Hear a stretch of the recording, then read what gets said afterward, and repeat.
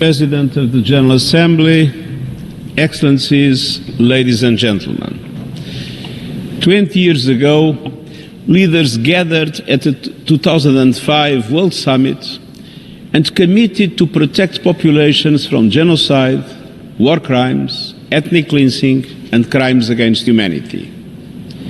In doing so, they recognized that sovereignty carries not only rights but responsibilities. First and foremost, the duty of each state to protect its own people. They underlined the duty of the international community to support states in this effort, and they highlighted the need for collective, timely and decisive action in line with the UN Charter when national authorities manifestly fail to do so. Today, we mark the 20th anniversary of the responsibility to protect at a time of profound global turbulence.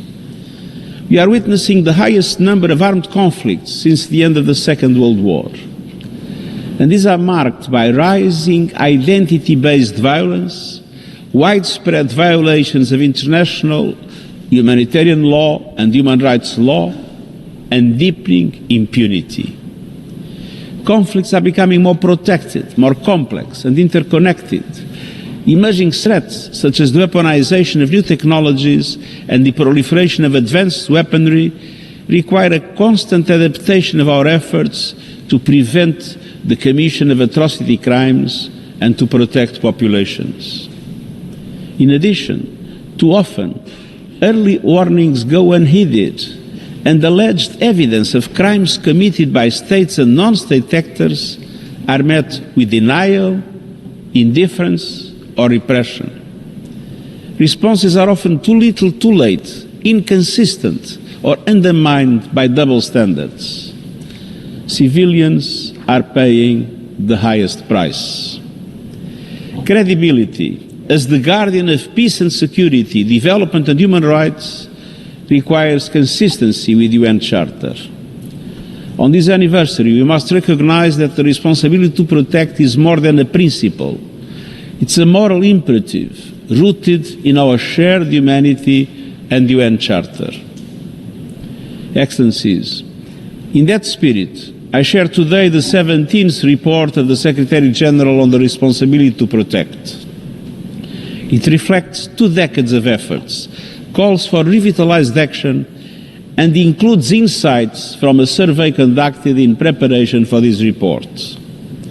We found that the principle holds strong support among member states.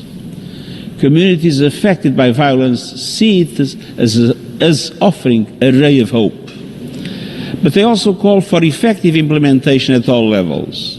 And the report highlights efforts realized through national prevention, mechanisms of regional nature, from the African Union to ASEAN, the OSCE, and the Organization of American States, and multilateral initiatives such as the Group of Friends of R2P, the ACT Code of Conduct, and the call for veto restraint in the face of mass atrocities. It shows that early diplomacy, early warning, and institutional innovation to prevent and respond to atrocity crimes can be effective.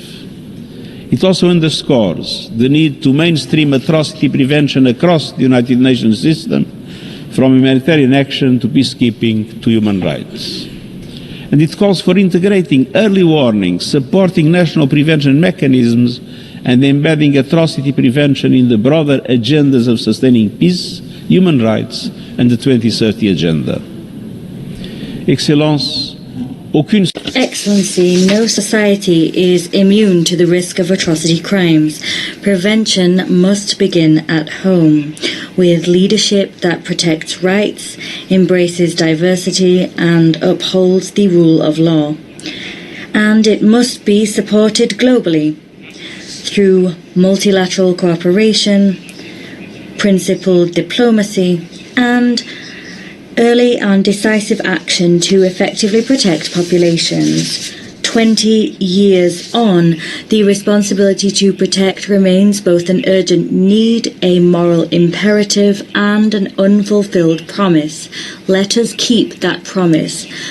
Let us deepen our commitment. Let us strengthen our cooperation.